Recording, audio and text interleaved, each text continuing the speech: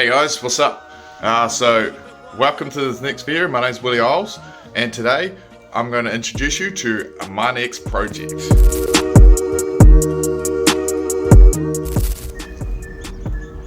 So this right here is my new 2012 Impreza. Bought it not too long ago, bought it unseen, and I must say it left a little bit to be desired when I turned up to pick it up. But yeah, this is my new project. I'll take you for a quick tour of the car. You can see where its pluses are and where its minuses are, and yeah, then maybe we can start to look at some plans I got for this thing. So let's jump right on into it. So we'll start off with a quick tour of the outside. It is awfully dirty, this thing. It might not look so bad today because there's a bit of rainfall making it look nice and pretty, but as you can see here, it's starting to dry out.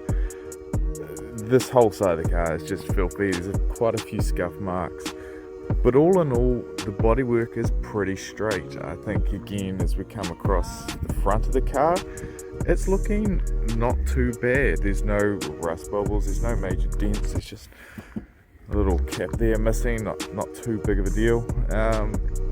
Wheels, but rubbishy dirty, but still going through around the car. We've got the one odd dent here, which is not too surprising to see, given sort of the age of this car. So like I said, it's a 2012, it's about 10 years now. It's got a lot of bird poo and crap on the back.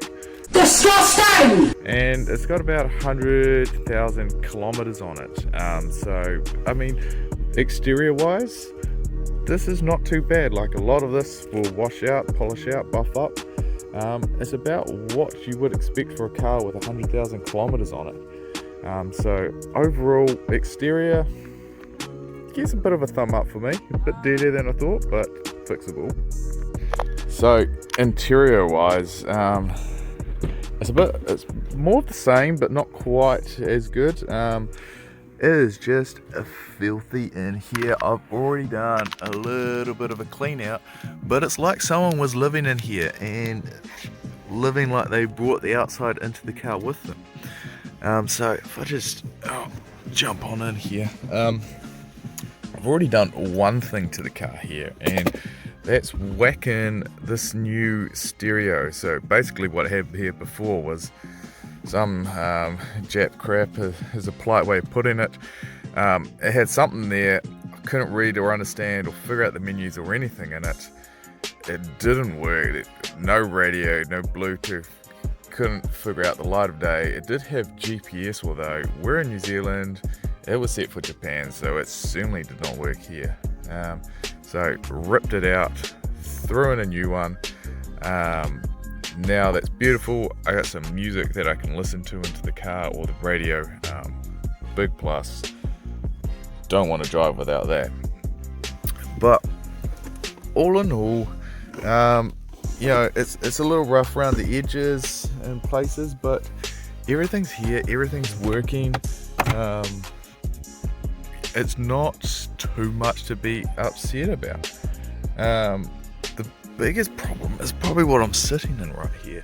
Is just this driver's seat is garbage. It's missing foam and the rest. I mean, if you can see that, it's starting to tear a little, and it feels like there's foam missing out and a spring all buggered up in the front driver's seat. So not really too sure what I'm going to do here just yet, because new doors, doors, that is not a door in case you were confused, that is a seat.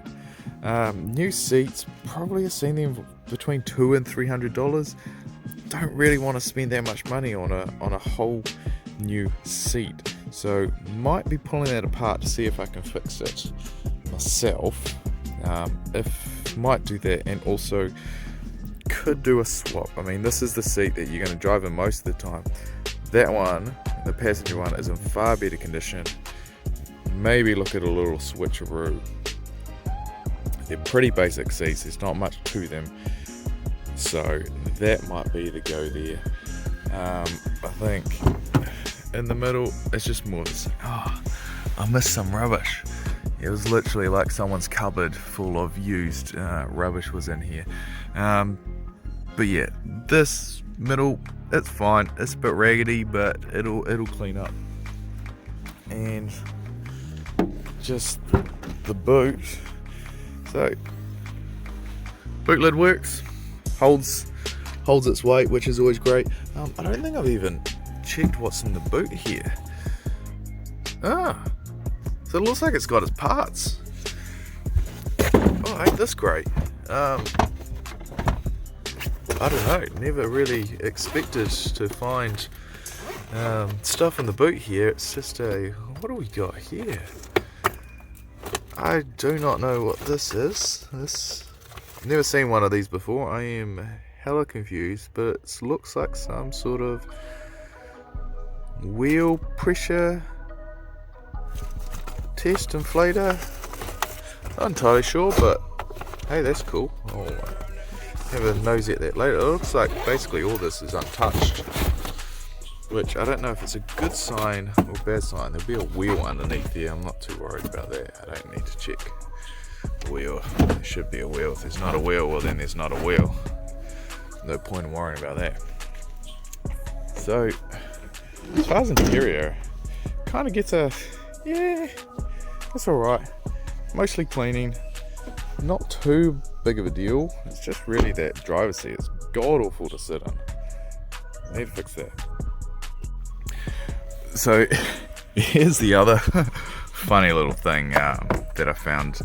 I always like to check out. I never throw stuff out. I always like to check out what's in the car, see what other people leave behind. And I found some of the paperwork for the car. So it turns out they sold it already once before. So I found the vehicle offer and sale agreement, but this is not my one. This one's for someone purchased it before me back in the 10th of August 2021. So that's kind of what also caught my car when I saw this listed online. And yeah, since then it looks like one person's purchased it. It shit the bed. What did he say? And then the dealers just pawned it off for whatever money because they couldn't be worth dealing with it. So lucky find for me, really. So yeah, bit of a laugh, but that's life sometimes. Is that I also noticed that this car had been listed for quite a while and was just going nowhere, which is kind of why I sort of hit them up and asked what was their price and stuff. But terrible lighting here. Let's see if I can fix this anyway. But I didn't realize the car had been sold before, and then basically the sale fell through. So that I thought was quite funny. It was basically less than 1,000 kilometers difference on this car. So it had been sold once before, basically for $8,000, and it looks like it was completely fine. It was sold to them, no issues. It has a customer mechanical warranty, excess free, comes with the car like any good dealership, and obviously it got returned because they needed to trade it in on that warranty. Obviously the car went kaput. So that's quite interesting. It's already been sold once before for about $8,000. I think that was a steal, which is probably why someone bought it without asking too many questions. That's like almost a year ago for $8,000. I reckon if it sold today it would go for more than that. In good working order, of course. So yeah, I thought that was a bit funny. So you might be wondering now, Willie, why did you buy this car as a project if it's basically all running fine? Well, I bought it just to fix that. No, not really. That's just a screw that came out. Just made that worse, but I'll fix that later. Really the biggest problems with this car is how's it running? So at least it looks clean. A few cobwebs in here, but I mean, I haven't actually looked over the engine in great detail yet. When I went to pick it up, I ran it, it sounded fine. Didn't really take it for a test drive. I mean, that's what I was going to do on the way home. And that's where I noticed the problems. So, nothing sounded wrong, nothing looked wrong. I spoke to the guy before I bought it about what were the problems, and he was a little vague, but he just suggested that there was a problem with the transmission and that it would probably be worth someone like a mechanic to fix or something. So when I drove this home, it was very interesting. It just really didn't feel like it wanted to drive. So it did drive, which is great, but felt like it was trying its best not to. So what I mean is, I was on the pedal, you would accelerate, and it just couldn't decide what it wanted to do, whether it wanted to go in first, second, third gear, or just idle, or, it was kind of all over the place. You put your foot and the car would be like this, just basically the whole way. And the same thing, like if you were just cruising, it was kind of okay at cruising. And if you took your foot off the accelerator, the car would be like, it would kind of be quite jiggy, just trying to figure out what it wanted to drive. So it definitely felt like the car was just confused. Now, I wasn't quite sure if there was a problem with the transmission or not driving it. It didn't feel like it was having a problem with the gear. It just felt like it couldn't decide what it wanted to do. So I thought, okay, maybe we'll see what this is. This car, we'll have a closer look and we can see what's up with this car.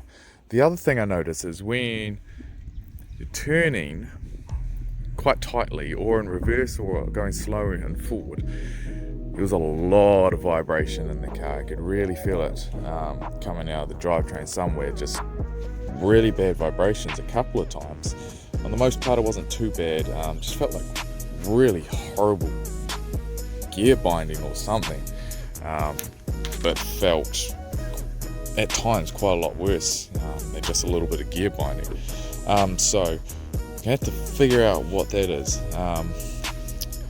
and then that's probably my more concerning problem at the moment. The acceleration thing, it just makes it a bit ugly to drive, but it drives.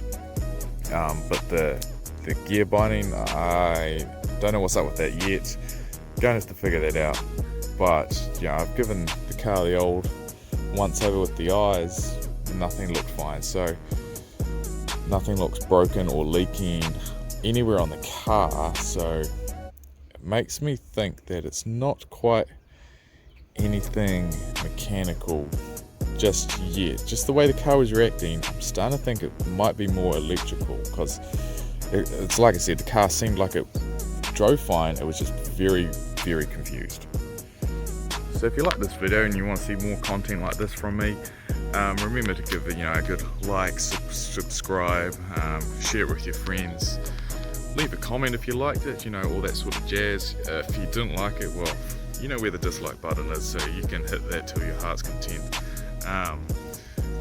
But I'm Willie Jeyles. This is my next project.